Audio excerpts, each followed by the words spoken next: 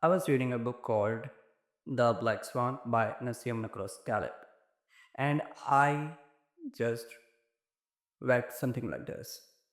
The library should contain as much as of what you do not know, as your financial means, mortgage rates, and the currently tight real estate market allow you to put there. Okay, I was just curious about these words. The currently tight real estate market. Why he had to write something like this, the currently tight real estate market. I just figured out something that everywhere, every time throughout the history, majority of the time, people just simply say that a housing market, the real estate market is currently tight.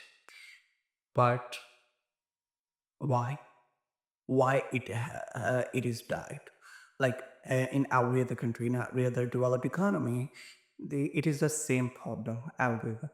Every person is just saying that, oh yeah, housing market is just booming and the prices are just going up, and this kind of problem.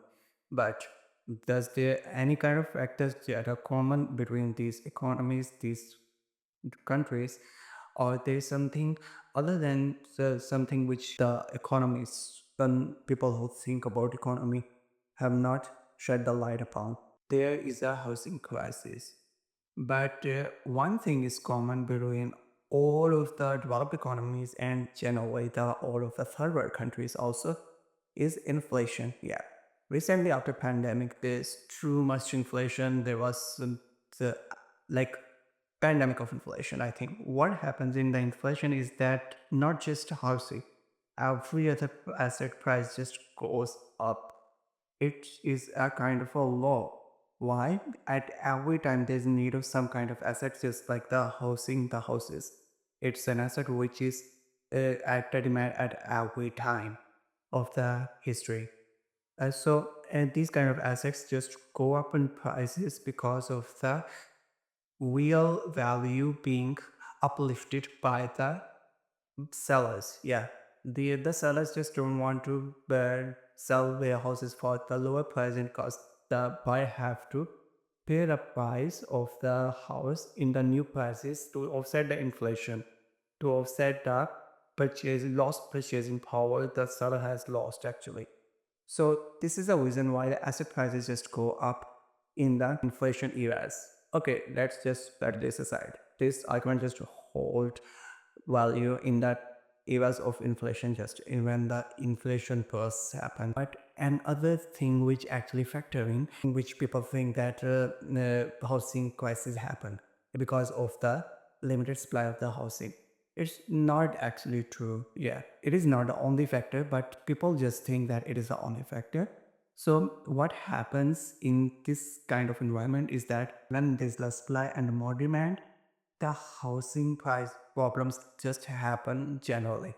And it is kind of common right now in Canada. Canadian economy is actually facing this crisis right now. Their housing crisis is just basically more because of the less housing supply, not the other factors. Inflation, while is just another factor.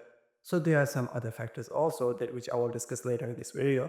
So, but right now we can say that developed economies are actually not facing the housing crisis because of the less housing. There's just contractors available. They can just build more houses. But the problem here is that unsustainable demand. What is unsustainable demand? Unsustainable demand is something like when an immigrant gets into a country, because of developed economies, developed countries are in more demand by the immigrants. So when a place is actually inhabited by people of different social classes, okay, and everybody is just getting himself into the American dream. They just want American dream, so that's not possible for everyone at the same time. An economy, a social economy, actually builds up with different classes of people. So what happens here is that the mortgage lending actually created housing crisis. How? When an immigrant gets into a country, okay, he just got a good job, he just got a kind of good credit score, built up his credit score over the year.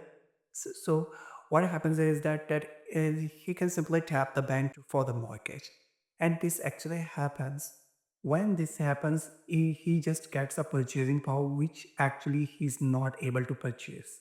Okay, the purchasing power is actually borrowed from the bank, the investors of the bank. So a few people, the investors of the bank, actually have the money, so they are lending out the money to thousands of people in the form of mortgages. And these people are just getting the mortgage and getting the purchasing power, artificial purchasing power, into their hands, and they are just going into the market and buy the houses. So it is a dystopia, actually. A person gets into the economy, but he's just not a deserving person to be there, because economy, it just needs people, sustainable kind of people. They need people of every social class. If everybody is going to tap out the American dream and getting the mortgage lending, so they are just creating a crisis in the economy at the same time. The housing market is not healthy at all. So this is what actually happening in the developed economies. Because of the mortgage lending, a lot of people are getting the purchasing power artificially, and this is causing the housing crisis, the demand which can never be met realistically. Let me give you an example of third world country, which is Pakistan, the country which I live in. What is common in this economy is that this economy is actually divided into three mini economies. Okay, they are little economies in this economy generally, but which is divided by the different class level of the people, the upper class, middle class, and the lower class. You may say that these classes actually exist in each economy kind of, but the division is most visible in this economy for this kind of example. Okay, so this is economy where the mortgage lending is very rare. Okay, why? Because of some factors like the Sharia compliance law, which prohibits the interest based lending. So this is the main factor here, but there's a few of people just use this method to buy houses, buy real estate.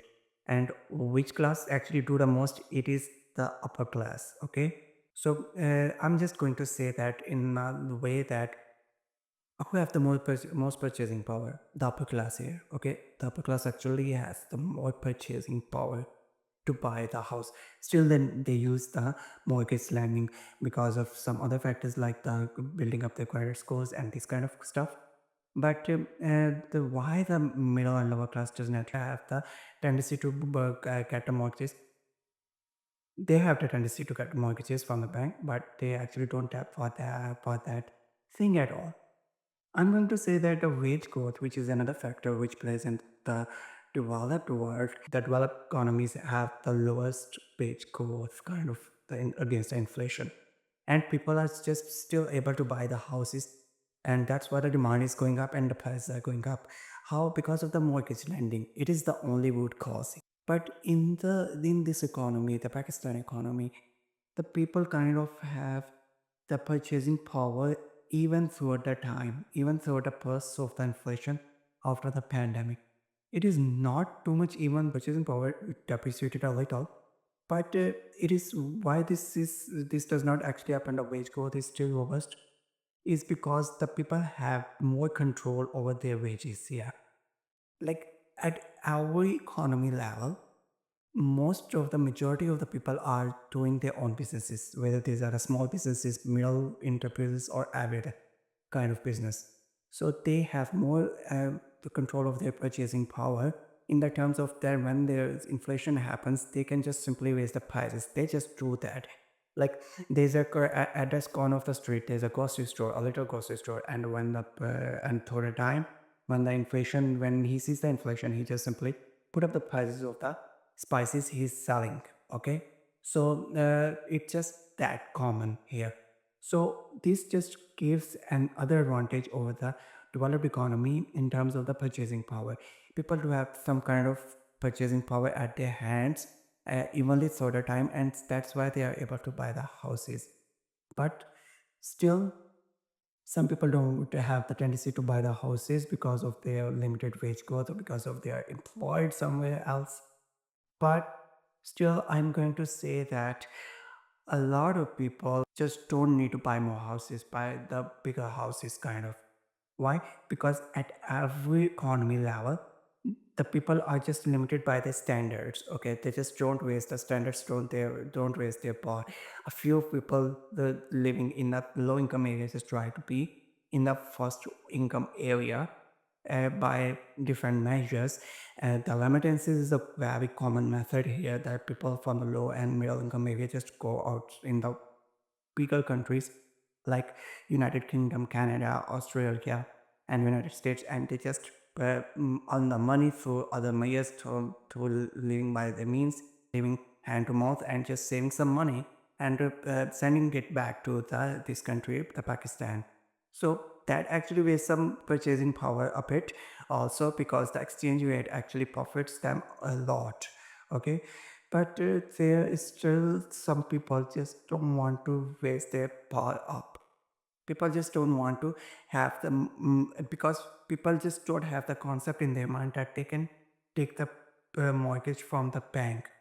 People are just limited by their needs, by the purchasing power at their hand. They just see the cash at their hand as only purchasing power, kind of. But the people in the developed economies actually do have other methods, the credit card lending, the mortgage lending, and this kind of stuff actually creates artificial demand in the economy and actually make the crises happen in the economy. So I think you got my point clear, and this was a very long video. So thank you for watching. So subscribe to my channel so I can put up more stuff like this. Bye.